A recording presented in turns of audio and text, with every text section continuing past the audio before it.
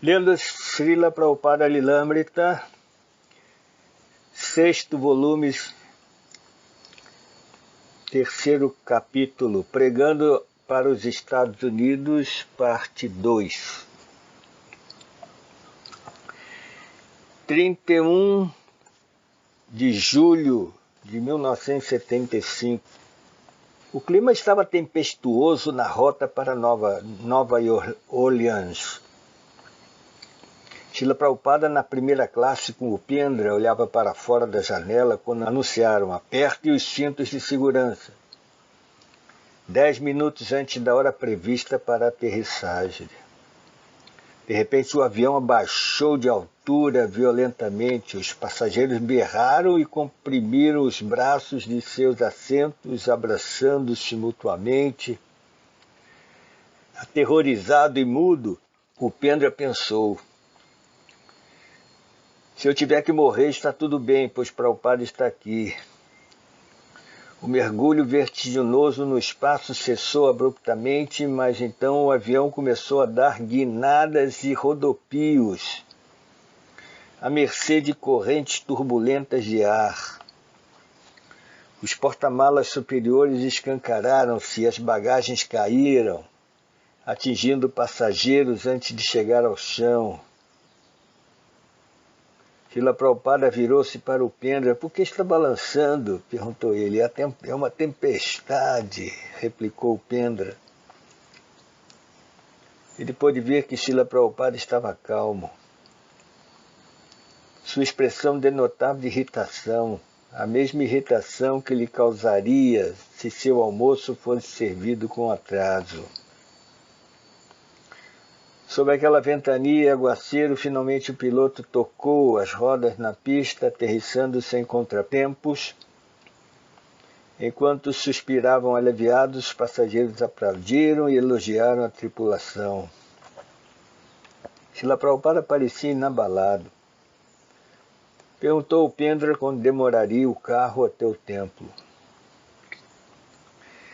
Srila Prabhupada e seu grupo chegaram à grande mansão do Boulevard Esplanada, debaixo de forte chuva. Nityananda, o presidente do templo de Nova Orleans, tendo sido informado da vinda de Prabhupada 2 semanas antes, apressadamente repintara e preparara todos os prédios, tanto na cidade quanto na fazenda de Mississippi. No entanto, mesmo depois de procurar em todos os mercados da cidade, ele não conseguira encontrar nenhum melão amargo. Segundo ficou sabendo, Srila Prabhupada comia este melão todos os dias como auxiliar digestivo. Por isso providenciara que um dos secretários de Prabhupada trouxesse alguns melões de Dallas. Nityananda e os devotos de Nova Orleans sentiam que estavam mais preparados do que nunca para a visita de Prabhupada. Uma larga escadaria de mármore conduzia à entrada da mansão e Prabhupada, apoiando em sua bengala, subia lentamente sob uma chuva de pétalas de flores atiradas pelos devotos do 3º andar. Toda a extensão de cerca de 80 metros entre o carro e a casa fora atapetada com um tecido branco de 1 metro de largura que ia dar na Vyasasana. Prabhupada prostrou-se perante as deidades de Gauramitai, Radha e o Senhor Jagannatha. Sentou-se, mas então concluiu que já era tarde demais para falar naquela manhã. Ao invés disso, dirigiu-se em seguida a seus aposentos no prédio ao lado da mansão. Assim que Srila Prabhupada chegou a seu quarto, foi apresentado a um funcionário da prefeitura que, em nome do prefeito, viera respeitosamente dar-lhe as boas-vindas a Nova Orleans. Cortesmente, Prabhupada aceitou uma chave simbólica da cidade e um pergaminho de boas-vindas em que ele era incluído entre os visitantes de honra. Aproveitando a oportunidade, ele pôs-se a pregar para o homem, tratando seu hóspede não como um funcionário municipal, mas como qualquer outra alma condicionada. Após o reboliço da recepção e depois de tomar seu banho, sua praçada e descansar, Srila Prabhupada mandou chamar Nityananda. Nityananda encontrou Prabhupada com pasta de sândalo na testa e uma guirlanda fresca em volta do pescoço. Nityananda prestou-lhe reverências. Sozinho no quarto com seu mestre espiritual, ele sentiu-se embaraçado e amedrontado. Prabhupada pegou de cima de sua escrivaninha um álbum de fotos da fazenda de Mississippi. Sabe, disse ele, vim especialmente para conhecer sua fazenda. Antes do alvorecer da manhã seguinte, Srila Prabhupada partiu numa viagem de 2 horas de carro até a fazenda. Chovia. Ele teria que voltar a Nova Orleans ao anoitecer, uma vez que tinha um voo marcado para Detroit no outro dia pela manhã. Parara de chover em Carriere, Mississippi, e Srila Prabhupada vislumbrava agora as belas planícies da região, com sua terra tratada e rodeada por uma floresta de pinheiros. A fazenda da ISKCON encontrava-se em um vale. O dono anterior utilizara a propriedade como haras, e a moderna casa de alvenaria com 14 cômodos, a grande cocheira e os diversos estábulos estavam todos em boas condições. Prabhupada gostou da terra, disse que lembrava a região de Bengala. A maioria dos devotos de Nova Orleans havia disparado para a fazenda a fim de estar com Prabhupada e aglomeravam-se na sala do templo, aguardando sua aula matinal do Bhagavatam. Contudo, tão logo ele começou a falar, surgiram muitos mosquitos zumbindo e pousando em sua cabeça e em seu corpo. Um devoto pôs-se a abaná-lo com uma chamara, mas sem nenhum resultado. Aproxime-se, disse Prabhupada. Essa chamara é feita especialmente para espantar os mosquitos. Não faz mal que ela toque no corpo. Perto do fim da palestra, Srila Prabhupada começou a falar da fazenda. Agora posso ver que esse local, embora eu não o conheça todo, é muito bom. Os grihastas podem vir morar aqui, ter suas casinhas, cultivar seus próprios cereais e vegetais e ter seu próprio leite de vaca. Plantem sua própria comida e poupem tempo. Por que dirigir centenas de quilômetros até a cidade para fazer compras, tendo que enfrentar inconvenientes desnecessários? Atenham-se a esse local e plantem seu próprio alimento, façam sua própria roupa e vivam pacificamente. Poupem tempo e cantem Hare Krishna. Essa é a verdadeira vida. Para que serve essa vida disparatada, cidades enormes, pessoas sempre ocupadas? Para visitar um amigo tem-se que andar 50 quilômetros. O médico está a 100 quilômetros da casa. O trabalho a 200 quilômetros da casa. Então que vida é essa?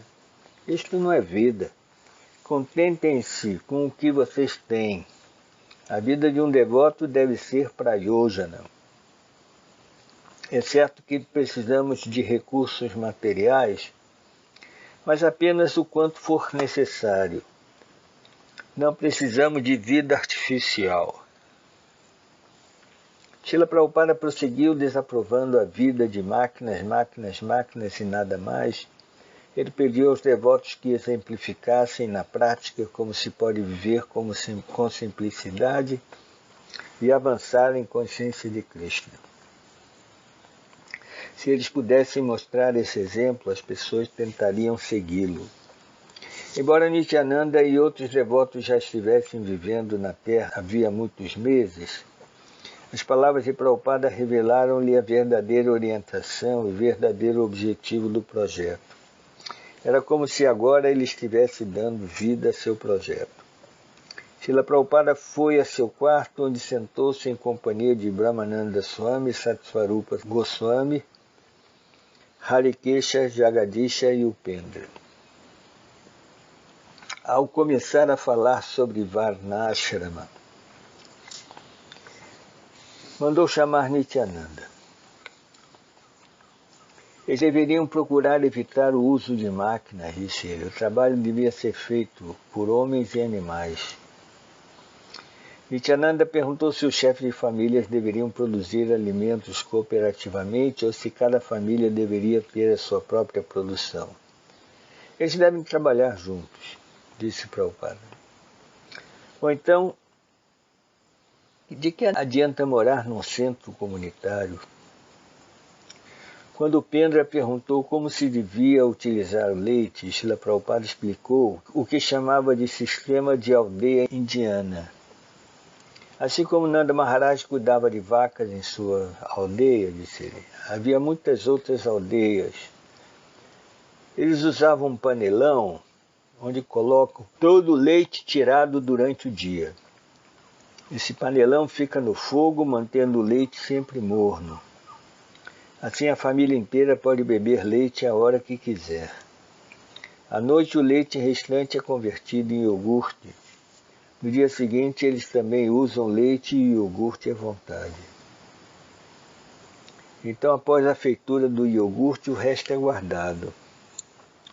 Depois de acumularem suficiente iogurte velho, eles o levam à batedeira e daí produzem a manteiga. A água que sai dessa manteiga chama-se soro. Então, ao invés de dal, eles usam esse soro para comer com chapatis. É uma alimentação muito sadia e saborosa. Ao mesmo tempo, eles transformam a manteiga em ghee. Não se desperdiça absolutamente nada. Srila Prabhupada disse que todos poderiam pegar tanto leite quanto fosse necessário e que o ghee poderia ser utilizado nos restaurantes da ISKCON das cidades. Os restaurantes poderiam também usar a coalhada para fazer sandesh, rasagula e outros pratos. Srila Prabhupada enfatizou que a fazenda deve ser bem organizada, ocupando todas as classes de homens, brahmanas, kshatriyas, vaishyas e shudras. Nada de ociosidade ou desemprego, senão as pessoas nos criticarão, taxando-nos de meros escapistas, só interessados em comer e dormir. Nityananda perguntou se eles deviam parar imediatamente de utilizar máquinas agrícolas. Não somos contra máquinas, explicou Prabhupada. Vocês podem usar máquinas, mas não devemos deixar que os outros fiquem desempregados enquanto utilizamos máquinas. Esse é o ponto. Se quiserem, utilizem máquinas, mas em primeiro lugar todos devem ter emprego. Se vocês contarem com muitos homens, por que então fazer uso de máquinas? Srila Prabhupada explicou ainda que na cultura védica os kshatriyas arrecadavam impostos e protegiam os cidadãos, enquanto os shudras trabalhavam na lavoura e no comércio. As mulheres cozinhavam, fiavam, teciam, encarregavam-se dos produtos lácteos. Aos homens de classe inferior, tais como os sapateiros, que utilizavam couro de vacas mortas, era permitido o consumo de carne. Não se encontrava um professor fulano de tal que comesse carne, disse Prabhupada. Assim é o sistema na degradada sociedade moderna. Professor quer dizer brahmana, mas mesmo assim ele come carne. Que horrível! Então organizem as coisas assim. Posso transmitir-lhe a ideia, mas não viverei muito tempo. Se vocês puderem executá-la, poderão transformar o mundo inteiro. Especialmente se puderem mudar os Estados Unidos, então o mundo inteiro mudará. Srila Prabhupada, emocionado, ficou com os olhos cheios de lágrimas. Este é o dever, disse ele. Chaitanya Mahaprabhu explica, salve-nos para Upakara. Se não for possível salvar a todos, salvem tantos quanto puderem. Isto é vida humana, isto é consciência de Krishna. Salvar aqueles que estão na escuridão. Não pense, prosseguiu ele, a consciência de Krishna é minha profissão. Tenho dinheiro, comida e teto. Isso é exatamente o que os indianos estão fazendo. Não é nada disso. O negócio é para o Upakara. Isso é consciência de Krishna. Assim Krishna ficará muito satisfeito. Krishna vem em pessoa para outorgar esse benefício a todos. E se vocês fizerem isso, então Krishna ficará satisfeitíssimo. Eu também, enquanto viajem pelos meus centros, quando encontrar meus alunos, meus rapazes, saindo bem-sucedidos, quando encontrar tudo transcorrendo bem, como ficarei satisfeito? Aí poderei poupar meus esforços e passarei a escrever livros para o resto de minha vida. Do mesmo modo, vocês deixarão Krishna muito satisfeito se Krishna notar que vocês estão tentando salvar esses patifes em nome de Krishna. A qualificação do Vaishnava é Paradukkha Dukhi. Ele fica infeliz ao ver o sofrimento alheio. Isto é um Vaishnava. Srila Prabhupada encerrou a reunião íntima, levantando-se e saindo do quarto. Quando Harikesha mencionou estar levando 2h30 para cozinhar o almoço de Srila Prabhupada, Prabhupada disse, você não sabe cozinhar. Eu lhe mostrarei que se pode fazer em 1 hora. 1 hora, disse Harikesha, quase descrente. Isso é espantoso. Então, tirando a camisa, Prabhupada passou à pequena cozinha da fazenda de Mississippi, enquanto uma turma de devotos espiava pela porta aberta. Prabhupada olhou para seu relógio de pulso e anunciou, agora são 12 horas. Ele usou o mesmo fogareiro de bronze de 3 níveis com o qual chegaram aos Estados Unidos em 1965. No nível de baixo colocou ervilha própria para sal e água, no nível do meio arroz e em cima diversos legumes cortados, abóbora, vagem, batata e couve-flor. Deixando o fogareiro sobre fogo baixo, ele então despejou um pouco de ghee numa frigideira e a levou ao fogo. Em seguida partiu a berinjela, condimentou os pedaços dela numa mistura de cúrcuma e sal e pôs-se a fritá-las no ghee quente. Misturou e bateu a massa para fazer chapatis. De quando em quando consultava seu relógio e quando já se havia passado 45 minutos, tirou a tampa de cima do fogareiro e virou-a para baixo para usá-la como uma pequena frigideira, na qual pôs ghee para cozinhar um pouco de melão amargo. Em seguida, habilmente acrescentou cominho, anis, pimenta vermelha e açafétida no melão. Espremeu o limão sobre os legumes cozidos a vapor e logo a seguinte havia terminado. Srila Prabhupada olhou para o seu relógio. 1 hora, disse ele. Cozinhamos 9 preparações. Saiu então da cozinha enquanto seu servo preparava seu prato. Prabhupada disse que todos os devotos que o havia presenciado na cozinha deviam receber um pouco de prasada. Por volta das 5 da tarde, Prabhupada deu um giro pela fazenda. No estábulo viu os bezerros tomando leite. Como vocês estão utilizando os touros? Indagou ele. Como um estudante hesitante, Nityananda replicou. Pararar? Sim, pararar e transportar, disse Prabhupada. Ocupem mais homens para arar. Pode-se usar 2 bois para cada arado.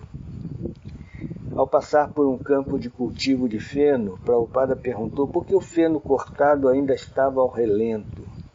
Nityananda explicou que era preciso esperar que o feno secasse após as chuvas. Prabhupada advertiu que a chuva poderia estragar o feno, devia-se colhê-lo logo. Ao aproximarem-se de um canavial de 3 acres, eles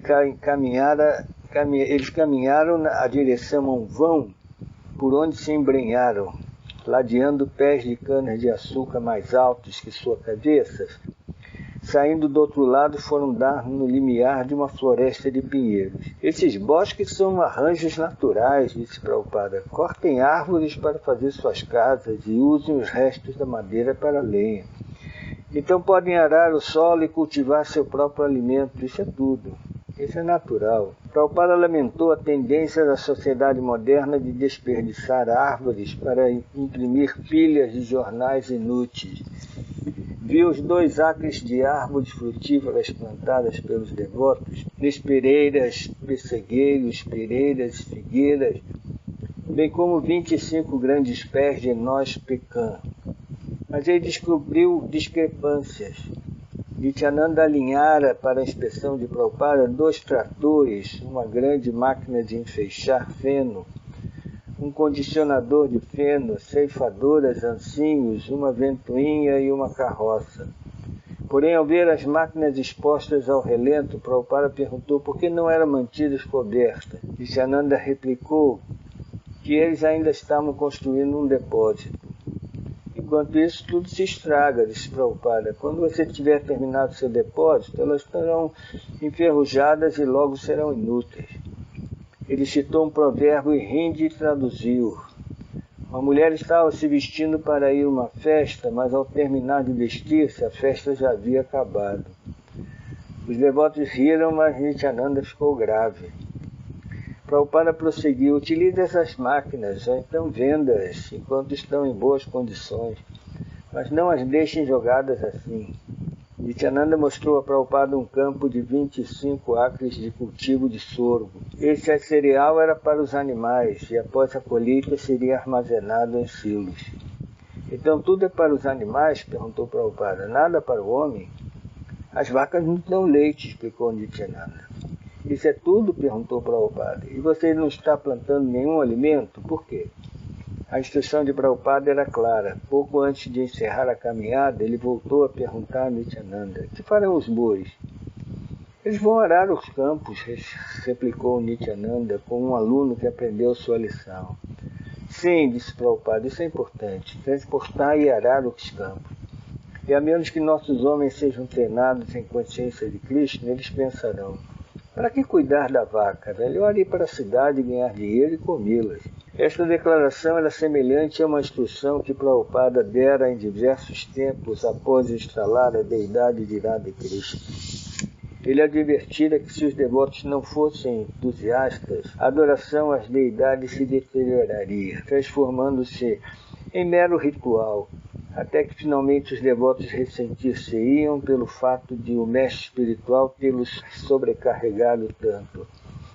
Da mesma forma, nas fazendas, se os devotos não utilizassem os bois da maneira natural, e se não utilizassem o leite adequadamente, então acabariam querendo livrar-se dos animais. No entanto, administrando as coisas da maneira que Prabhupada ensinara, os devotos, as vacas, os bois viveriam cooperativa e alegremente, e Krishna ficaria satisfeito. Embora durante anos Srila Prabhupada houvesse dado muitas instruções práticas sobre outros aspectos do movimento da consciência de Krishna, essa era uma das primeiras vezes que ele dava tantas orientações práticas sobre como organizar uma sociedade varnashrama.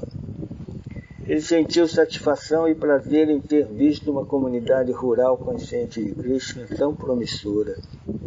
E adentrando a casa, lembrou que já era hora de voltar a Nova Orleans.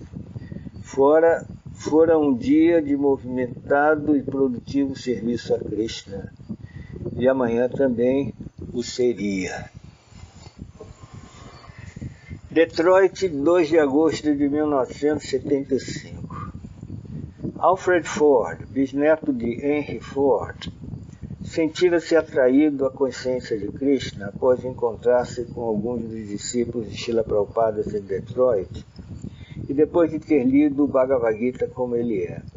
Ele adotara os princípios da consciência de Krishna, começara a cantar 16 voltas regularmente e agora chamava-se Ambarisha, discípulo iniciado de Srila Prabhupada. Hoje Ambarisha estava no aeroporto, ao volante de uma limousine Lincoln Continental branca, aguardando o encontro com Srila Prabhupada.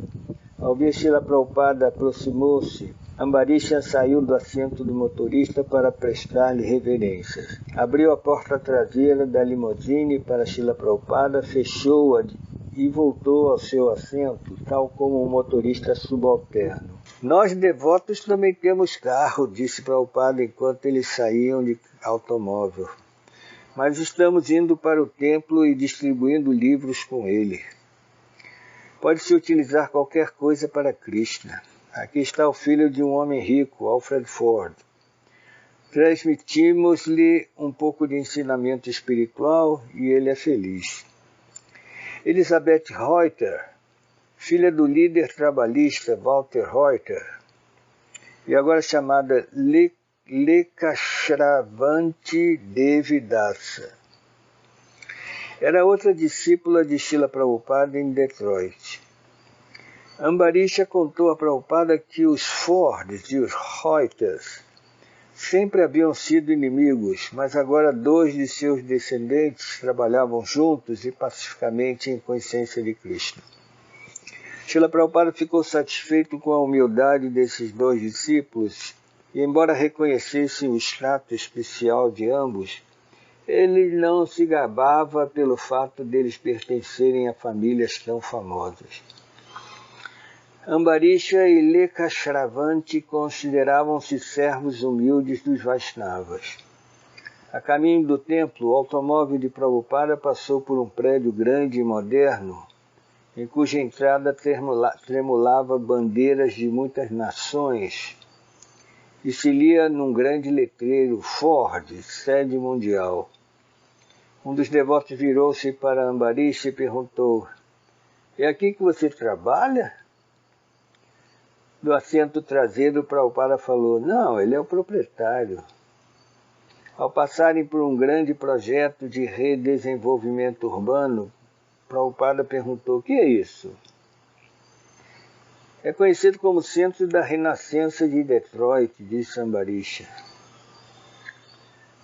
"Eles nunca terão uma renascença", replicou Prabhupada.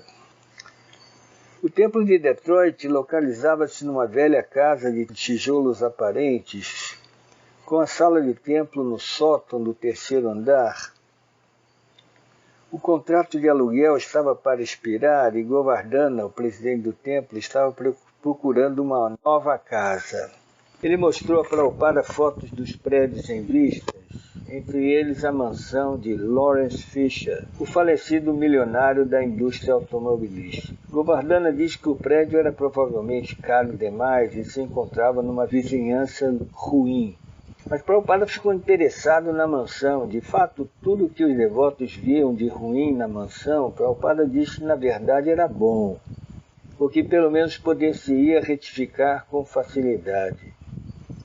Quanto ao alto índice de crimes na área, ele disse: "Vocês nada terão a temer, basta que cantem Hare Krishna e distribuam prasada. Convidem todos, vizinhos bons, maus, ladrões e patifes, a tomarem prasada e cantarem, e ninguém os assaltará."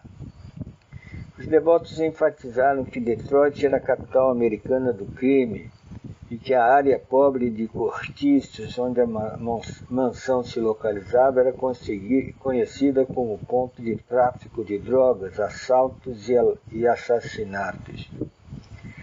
Mas Srila Prabhupada repetiu que eles nada deviam temer. "Eu morei em Bowery", disse ele, e descreveu como os bêbados costumavam urinar em frente à sua porta e se deitavam bem na passagem da portaria.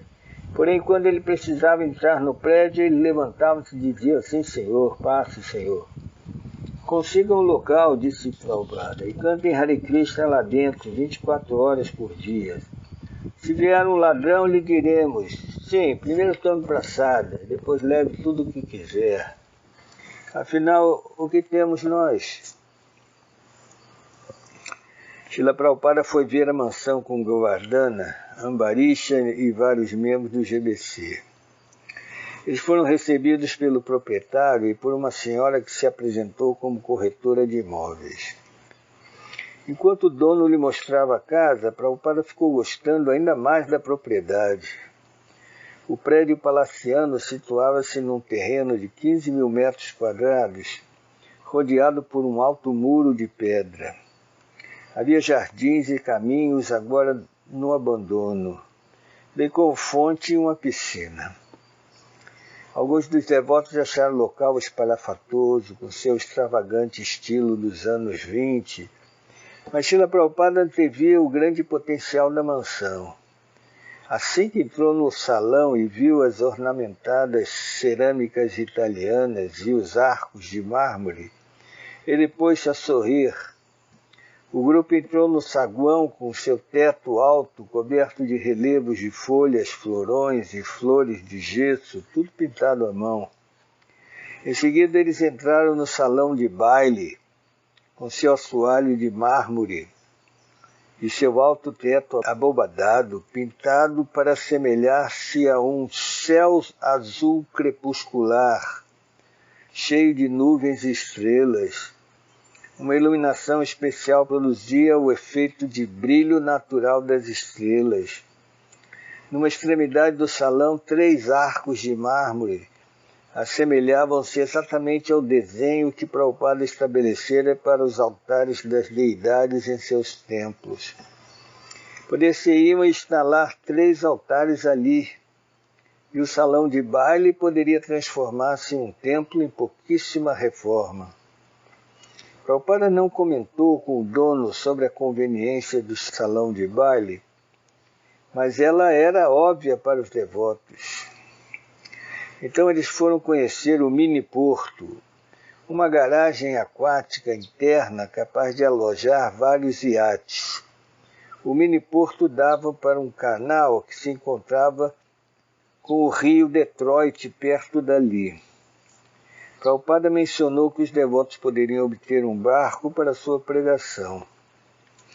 À medida que Prabhupada e seu séquito passavam de um cômodo esplendoroso para outro, eles viam as muitas colunas de pedra entalhada, os assoalhos e azulejos vindo da Itália e da Grécia, todos pintados à mão, e o teto ornamentados com figuras folheadas a ouro.